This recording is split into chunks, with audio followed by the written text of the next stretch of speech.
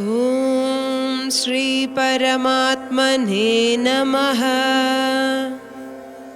ಅಥ ದ್ವಿತೀಯೋಧ್ಯಾಯಃ ಸಾಂಖ್ಯಯೋಗಃ. ಅಧ್ಯಾಯ 2 ಶ್ಲೋಕ 28. ಅವ್ಯಕ್ತಾದೀನಿ ಭೂತಾನಿ ವ್ಯಕ್ತಮದ್ಯಾನಿ ಭಾರತ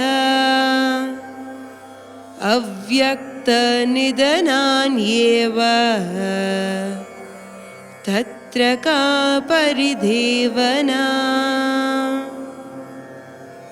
ಶ್ಲೋಕನ ಅರ್ಥ: ಬರದ ವಂಶದ ತೋರಿದ ಮನೆ, ಉರುವಾಕಿದ ಎಲ್ಲ ಜೀವರಾಶಿಯು ಹುಟ್ಟೋದಗೂ ಮುಂದಾಡು ತೋರಾದ ಇದ್ದು ಹುಟ್ಟಿ ವಾಳ್ಕ ಮಾಡೋನೆ ತೋರಿ ತಿರುಗಿ ಸತ್ತಗಿಂದಾಡು ಮರ್ಚಿ ತೋರೋದಿಲ್ಲ.